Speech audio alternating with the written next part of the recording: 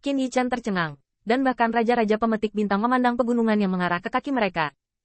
Di sana, kristal Tao seperti batu kepompong, lebih seperti peti mati, menyegel dan menekan raksa jahat. Dan semakin jauh ke bawah, hembusan angin Yin menjadi lebih berlama-lama, dan bahkan Qin Yichan samar-samar masih bisa mendengar lolongan keras ruoyu-ruoyu bergema dari bawah kakinya, seperti pria yang haus darah. Raja pencapaian bintang sedikit berubah, bahkan jika Bai Guanxing tidak memberitahunya, dia masih bisa melihat bahwa ada sesuatu yang luar biasa tersembunyi di bagian terdalam pegunungan ini.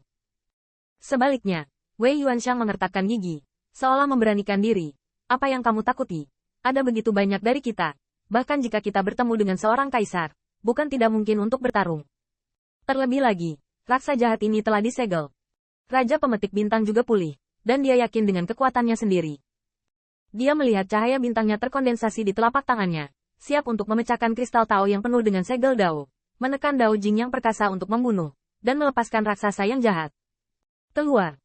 Namun, pada saat ini, saya melihat siluet ganas berkedip di pegunungan yang suram. Siluet itu tidak lambat, tetapi reaksinya yang kuat bahkan lebih ganas. Apa yang membuat Raja Bintang mencapai tak terduga adalah bahwa reaksi Ke Tiangxuan adalah yang tercepat di antara penonton, dan 36 tangan kaisar berubah menjadi telapak tangan dewa, dan mereka tiba-tiba keluar. Ledakan. Kekuatan para dewa secara tak terduga menyembunyikan beberapa di kegelapan, dan menangkap raksasa jahat yang tampaknya telah membuka segel. Setelah menarik mereka ke depan, kekuatan para dewa langsung menghancurkan mereka. Ketika Qin Yichan melihat ini, dia mengangkat alisnya sedikit. Raksa jahat ini tidak membuka segel, tetapi lebih lemah. Alam mereka bahkan bukan wilayah Tao. Seharusnya kekuatan penyegelan mereka lebih lemah. Saya tidak tahu apa yang terjadi. Apa yang bisa membuat mereka kabur? Ayo, bersembunyi di bawah tanah. Tingkat kekuatan ini secara alami tidak cukup di depan Ke Tiangxuan, tetapi Feng Nianwu mengangkat telapak tangannya dengan penyesalan. Saudara Tiangxuan, kamu. Feng Nianwu beralih ke transmisi suara diam-diam lagi. Mengapa membunuhnya begitu cepat? Mari kita pertanyakan ingatannya. Mungkin kita bisa menemukan berita tentang Anda dan ras saya. Siapa sangka? Ke Tiangxuan menarik napas dalam-dalam, seolah mencoba menenangkan wajahnya, tetapi tidak bisa menyembunyikan getaran pada transmisi suara Qin Yichan. Tidak perlu disiksa, karena lingkungan ini adalah tempat asal ras kita. Apa? Tanda seru.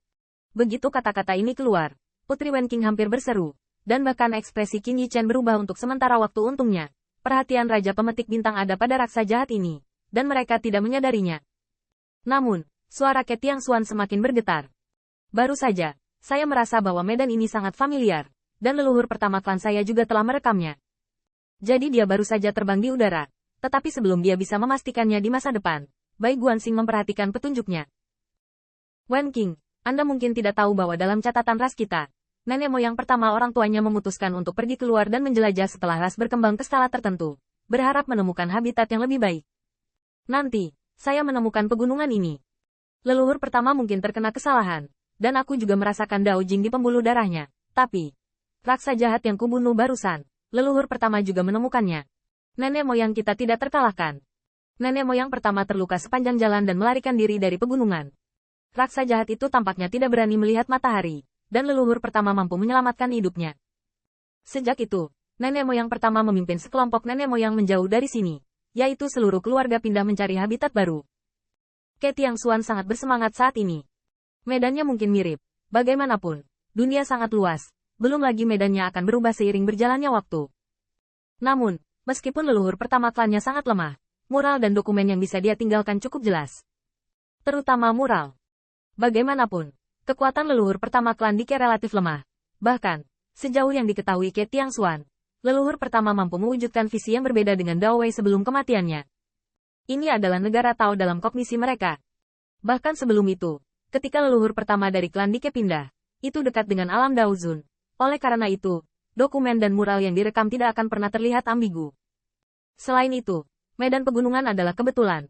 Apakah raksa jahat ini juga kebetulan? Tidak pernah ada begitu banyak kebetulan di dunia ini. Kebetulan yang paling mungkin adalah, tempat asal klan Kaisar Kenya mungkin ada di dekatnya. Qin Yichan juga menghirup udara dingin lagi dan lagi. Tidak peduli apa yang perhitungannya tidak harapkan. Dia benar-benar membiarkan mereka menemukan asal mula klan Kaisar Ke. Tentu saja, mereka masih belum dapat memastikan era tertentu. Dan mereka tidak tahu apakah leluhur pertama suku Dike lahir atau tidak, dan berkembang menjadi apa suku Dike. Namun, tidak peduli apa, Ke Tiangxuan tidak tahan kegembiraan mencari leluhur pertama. Namun, Qin Yichen tidak bertindak gegabah. Bagaimanapun, semua Raja Pemetik Bintang ada di sisi mereka. Leluhur, apa yang harus saya lakukan? Jika nenek moyang pertama benar-benar lahir, anjing elang surgawi ini, Ke Tiangxuan juga khawatir saat ini. Bisakah mereka benar-benar melakukan perjalanan melalui ruang dan waktu dan melihat leluhur pertama? Hal semacam ini, bahkan untuk dia, dulunya dianggap sangat tidak masuk akal. Tapi sekarang, jika semua pembangkit tenaga listrik di pengadilan surgawi juga mengetahui berita itu. Untungnya, sekarang, King of Star Reaching tidak mengetahui sejarah asal mula klan Kaisar Ke. Bagaimanapun, klan Kaisar Ke yang asli terlalu lemah, sangat lemah sehingga dapat digambarkan sebagai pendiam dan tanpa tanda jasa di era primordial. Meskipun Kaisar Langit telah melakukan penyelidikan khusus sebelum operasi ini, petunjuk yang diperoleh terbatas. Setelah Qin Yichen terdiam beberapa saat, dia melihatnya dengan suara pelan. Leluhur, kamu tidak bisa menyingkirkannya. Level ini harus dihadapi. Pertama, berpura-pura mencari peluang lain dan pergi. Mungkin kamu bisa menyingkirkannya. Turunkan mereka. Ke Tiangxuan mengertakkan gigi tanpa suara, mengetahui bahwa tujuan terbesar pengadilan surgawi kali ini adalah membunuh leluhur pertama klan Kaisar Ke. Lakukan saja apa yang dikatakan langit. Tiba-tiba, kekuatan ilahi Ke Tiangxuan meletus, dan Putri Wenxing dan Ke Wensan langsung dimasukkan ke dalam lengan baju mereka, dan kekuatan ilahi raksasa Kaisar berubah menjadi cahaya ilahi dan naik ke langit. Semua kemampuan hebat juga tercengang oleh tindakan tiba-tiba dari klan Kaisar Ke, dan Bai Guanxing berteriak pada saat yang tepat, leluhur, bidak Dao Yuan itu tidak boleh membiarkan mereka. Di tengah jalan, Bai Guanxing tetap diam, dan hanya menatap kekuatan perkasa yang linglung dengan waspada. Sementara semua kekuatan besar masih tertegun, Ke Tiangxuan telah melonjak ke langit, dan Qin Yichen berdiri di sampingnya. Leluhur, di mana tempat asalnya? Ke Tiangxuan membedakan arah. Tempat asal yang dicatat oleh leluhur pertama adalah di barat daya pegunungan ini. Tiba-tiba menunjuk ke langit di barat daya. Qin Yichen tidak bisa membantu tetapi mengatakan bahwa mereka semua pecah dengan kecepatan paling sengit, dan bahkan Qin Yichen bahkan merobek kekosongan, membuatnya sulit bagi kekuatan untuk menangkap arah cahaya yang terbang. Tentu saja, reaksi Star Retriever King sangat cepat, dan Star Retriever King langsung menekan raksasa jahat yang baru saja dikeluarkan dari Dao Jing, dan kemudian menatap kerumunan Qin Yichen yang naik ke langit dan hancur. Pegunungan.